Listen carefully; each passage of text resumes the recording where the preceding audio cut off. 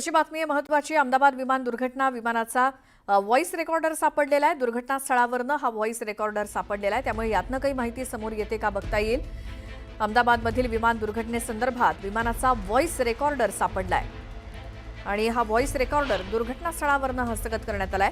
त्यामुळे या व्हॉइस रेकॉर्डरमधनं या अपघाताच्या अगदी काही क्षण आधी नेमका काय काय आवाज रेकॉर्ड झालेला आहे, काय संभाषणं होती त्या संदर्भात माहिती घेतली जाईल। अधिक माहिती आपण घेऊयात आमचे प्रतिनिधी प्रशांत लीला रामदास यांच्याकडनं। प्रशांत, हा व्हॉइस रेकॉर्डर सापडलेला आहे, त्याची कशी मदत होऊ शकते?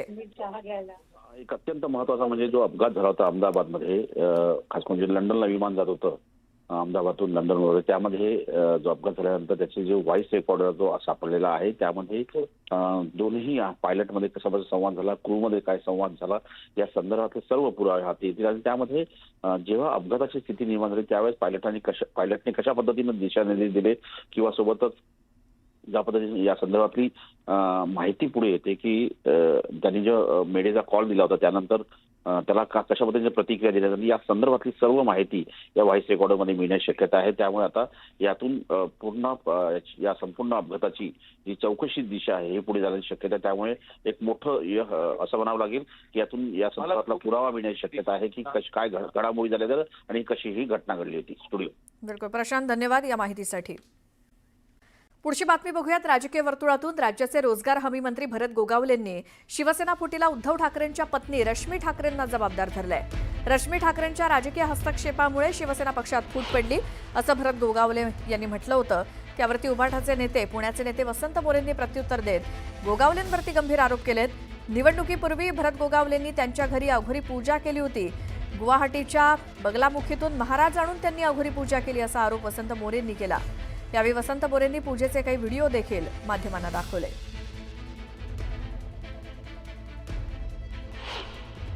आणि तक्रार करून भरत गोगावलेंवरती अशा प्रकारे बाहेर राज्यातनं मांत्रिक आणायचे, घरामध्ये पूजा घालायच्या, हे कितपत योग्य आहे? घरामध्ये पूजा घालून तुम्ही अघोरी पूजा आहे, व्हिडिओ आहेत, ते फोटो आहेत, ही घरामध्ये पूजा घालायच्या। निवडणुकीच्या आधी बरोबर 20 नोव्हेंबरला निवडणूक होती आणि 17 ऑक्टोबर 2024ला भरत शेठच्या घरामध्ये मुक्कामी लोक होती। ही मुक्कामी लोक त्यांच्या घरामध्ये कुणी कशा करता बोलवले होते? तुमचा जर तुमच्या कामावरती विश्वास आहे ना, मग तुम्ही ह्या अशा अघोरी पूजा कशा करता घातल्या घरामध्ये?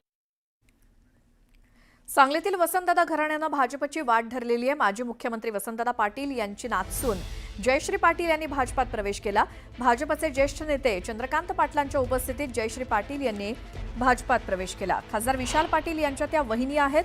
बुधवारी मुख्यमंत्री देवेंद्र फडणवीस यांच्या उपस्थितीत अधिकृत प्रवेश होणार आहे असं चंद्रकांत पाटील यांनी जाहीर केलं। विधानसभा निवडणुकीमध्ये जयश्रीताई पाटील यांनी बंडखोरी करत निवडणूक लढवली होती आणि काँग्रेस पक्षाकडनं जयश्री पाटील यांना निलंबित करण्यात आलं होतं। ते आता भाजपात प्रवेश करणार आहेत।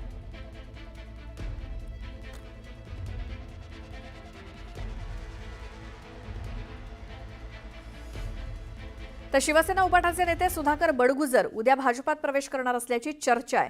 अशातच आमदार सीमा हिरेनकडनं बडगुजरांना विरोध होतोय। व्हॉट्सअप स्टेटस आणि सोशल मीडियावरती पोस्ट करत त्यांनी हा विरोध दर्शवून दिलाय। दरम्यान मात्र माध्यमांसमोर स्पष्ट भूमिका मांडण्यास आमदार सीमा हिरेंनी नकार दिला।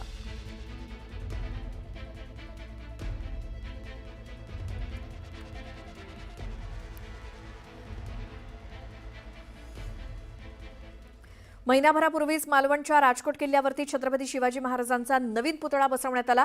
त्यात कोट्यवधी रुपये खर्च झाले, मात्र त्या ठिकाणी माती खचली आहे, कारण त्यात भ्रष्टाचार झाला असा संशय संजय राऊतांनी व्यक्त केलाय। मुंबईत समुद्रकिनारी अनेक पुतळे आहेत, ते सर्व पुतळे सुरक्षित आहेत कारण त्यात भ्रष्टाचार झाला नाही असं राऊत म्हणाले। तर प्रायश्चित्त म्हणून मालवणच्या आमदारांनी समुद्रात उडी मारावी असंही संजय राऊत म्हणाले।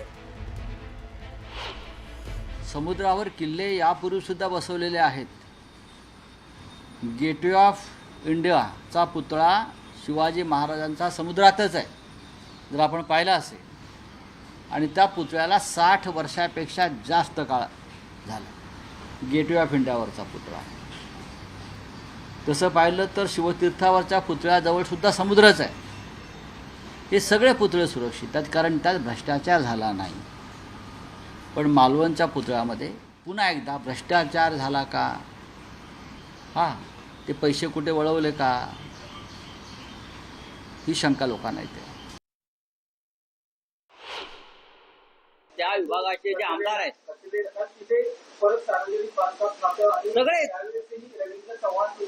प्रत्येक ठिकाणी रवींद्र चव्हाणांचंच नाव येत आहे. जिथे जिथे अशा प्रकारचे अपघात, घातपात आणि प्रसंग घडले आहेत तिथे यांचीच नावं येत आहेत. कोण आहेत त्या भागाचे आमदार आणि मंत्री जिथे पुतळा आहे त्यांनी त्या अरबी समुद्रात उडी मारली पाहिजे प्रायश्चित म्हणून. त्यांनी उडी मारली पाहिजे अरबी समुद्रात प्रायश्चित म्हणून. जे कोणी असतील ते